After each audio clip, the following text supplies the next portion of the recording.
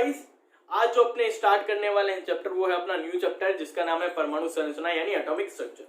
आज हम सिर्फ बेसिक पढ़ेंगे, आज हम सिर्फ इंट्रोडक्शन। आज तो मैं बताऊंगा एक्चुअली जो एटम की शुरुआत कहां से हुई, what is the meaning of atom, atom actually है क्या, परमाणु है क्या, उसी की शुरुआती बातें करेंगे ताकि आगे आपको लेक्चर समझ में आए।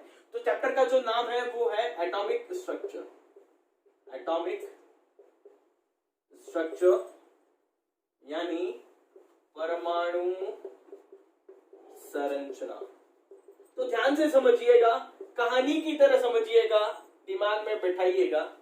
सबसे पहले अगर मैं बात करूं तो एक साइंटिस्ट आए थे जिसका नाम है डेमोक्रिटस। इन भाई साहब ने लगभग 450 बीसी में एक बात बोल दी थी कि एटम नाम की कोई चीज होती है किसी भी मैटर में। मैटर क्या होता है, आपके चारों तरफ जो भी सब्सटेंस है वो एक मैटर है, वो एक द्रव्य है। इन्होंने क्या बोल दिया था, इन्होंने बोल दिया था कि एटम नाम की कोई चीज है, उस मैटर में परमाणु नाम की कोई चीज है। किसने बोला था, डेमोक्रिटस। इसलिए उन्होंने सिर्फ बात बोली थी और कुछ नहीं बताया, सिर्फ ये बोला था कि एटम नाम की कोई चीज है। इसके बाद लगभग 1800 सन 1800 की बात कर रहा हूं, इन 18th सेंचुरी, ठीक है, 1800 में क्या हुआ, एक भाई साहब आए जॉन डाल्टन। क्या है, जॉन डाल्टन। इन भाई साहब ने क्या बोला कि किसी भी मैटर में जो सबसे स्मॉलेस्ट पार्टिकल होता है वो क्या होता है, एटम होता है, वो परमाणु होता है। जो सबसे अति सूक्ष्म जो कण होगा किसी भी द्रव्य का वो कौन होगा, परमाणु होगा। ये बात किसने बोल दी थी, जॉन डाल्टन ने। लेकिन यहां पर इंडियन माइथोलॉजी के हिसाब से अगर मैं बात करूं, इन दोनों से भी पहले लगभग 600 बीसी में, बस ये ध्यान रखने योग्य बात है, कहानी की तरह लेना ताकि आपको कभी लाइफ में कंफ्यूजन ना आए कि एटम की शुरुआत कहां से हुई, कैसे हुई। सुनना, 600 बीसी में एक अपने इंडियन, मैं बोल सकता हूं ऋषि मुनि थे, महर्षि कणाद। कौन थे, महर्षि कणाद। इन्होंने क्या किया था, इन्होंने एक बात बोल दी थी लगभग कब, कितने साल पहले, ये 600 बीसी तो मैंने बता दिया आपको, लेकिन जॉन डाल्टन ने जब डिस्कवरी की उससे भी 2500 साल पहले, बिफोर 2500 ईयर्स, इन्होंने बता दिया था महर्षि कणाद ने कि किसी भी द्रव्य में, किसी भी पदार्थ में एक कण होता है, एक पार्टिकल होता है जिसे हम क्या बोलते हैं, इन्होंने परमाणु या एटम नाम ना दिया, इन्होंने बोला था अणु, यानी अणु जिसे हम बोलते हैं। इन्होंने ये बात बोली थी, किसने, महर्षि कणाद ने। यानी कि मैं बोल सकता हूं इन अंग्रेजों से पहले अपने कौन आए थे, इंडियन साइंटिस्ट आए थे। अकॉर्डिंग टू इंडियन माइथोलॉजी, जो हमारे वेद पुराण है उनके हिसाब से बता रहा हूं, जो कणाद थे वो सबसे पहले है। इन्होंने ही, यानी इंडिया में ही सबसे पहले पता चला था कि एटम नाम की कोई चीज है, परमाणु नाम की कोई चीज है, ठीक है। लेकिन अपने को पढ़ने तो ये अंग्रेज है, तो इन्हीं पे ध्यान देते हैं। अब जॉन डाल्टन के बाद एक भाई साहब और है, जॉन डाल्टन ने एक अपना मॉडल दिया जो अपने पढ़ेंगे, बाद में पढ़ेंगे, लेकिन मैं अभी कहानी बता रहा हूं। जॉन डाल्टन है पहले, अब इनके बाद एक और आए भाई साहब जिनका नाम है जे थॉमसन। कौन है, जॉन डाल्टन के बाद जे थॉमसन। ये कब आए, लगभग 1896 के आसपास, ठीक है, 1896 के आसपास, यानी मैं बोल सकता हूँ लगभग 90 या 97 साल के बाद, 96 साल के बाद आए। कौन है, जॉन थॉमसन। इन्होंने अपना एक मॉडल दिया और एटम के बारे में कुछ जानकारी बताई। जे थॉमसन के बाद भाई साहब एक और साइंटिस्ट आए जिनका नाम है सभी के मुंह पर रदरफोर्ड। नाम तो पूरा अर्नेस्ट रदरफोर्ड है, रदरफोर्ड याद रखो। इन्होंने भी आया, ये देना तो क्या चाहते थे, एटम का मॉडल यानी एटम की जानकारी देना चाहते थे, लेकिन रदरफोर्ड ने जानकारी किसकी दी, वो ध्यान रखना, न्यूक्लियस की, यानी नाभिक की।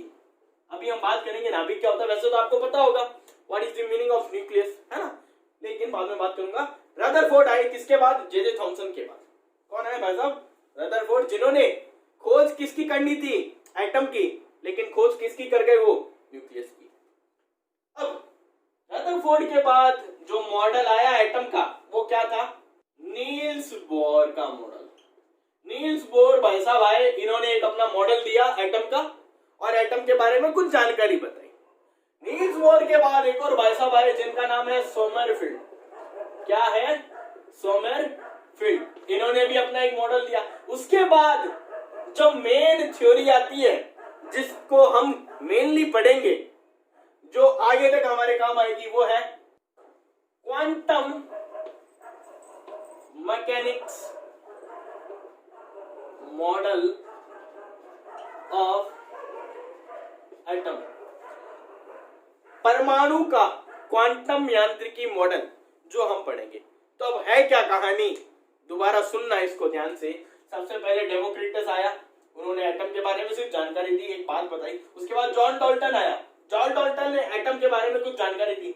लेकिन जॉन डाल्टन से भी 2500 साल पहले अपने इंडियन साइंटिस्ट आए थे महर्षि कणाद, जिन्होंने परमाणु या अणु, मैं बोल सकता हूं, उनके बारे में जानकारी दी थी। जॉन डाल्टन के बाद जो आए भाई साहब, वो थे जे थॉमसन, उन्होंने एटम के बारे में कुछ जानकारी दी, अपना बात रखी। रदरफोर्ड आए, उन्होंने भी अपनी बात रखी।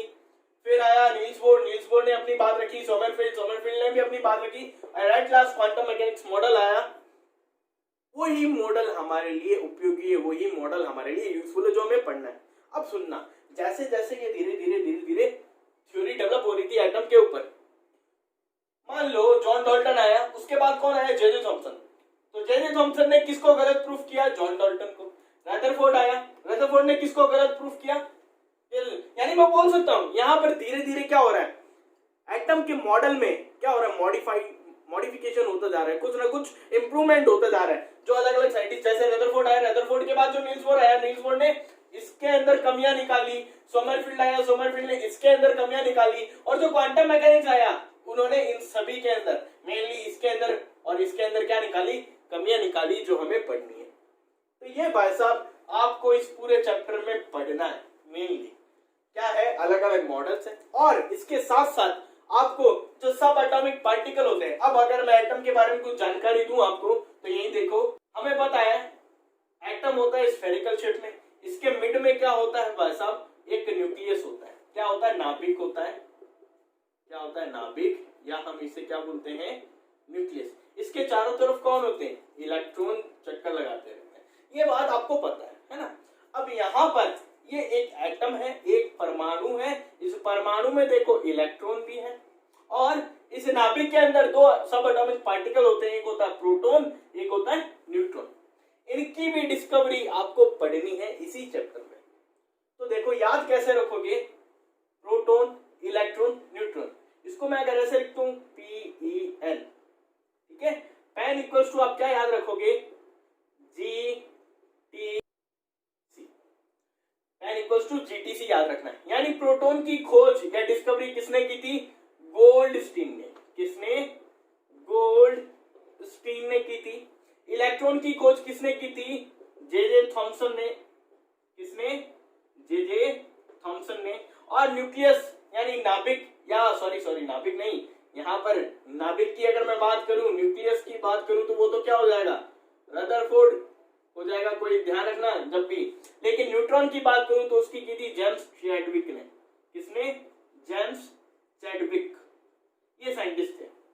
अब जब प्रोटॉन की खोज हुई और जब इलेक्ट्रॉन की खोज हुई, प्रोटॉन की खोज की थी गोल्डस्टीन ने, तो इन्होंने एक एक्सपेरिमेंट किया था जिसको हम बोलते हैं एनोड रे, या फिर बोलते हैं इसको कैनाल रे। नाम ध्यान रखना, कैनाल रे एक्सपेरिमेंट, ये आपको पढ़ना पड़ेगा, ठीक है।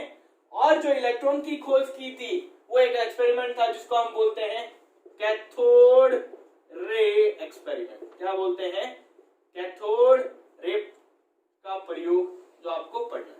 तो इस चैप्टर में आपको बस यही चीजें पढ़नी है जो मैंने आपको बताई है।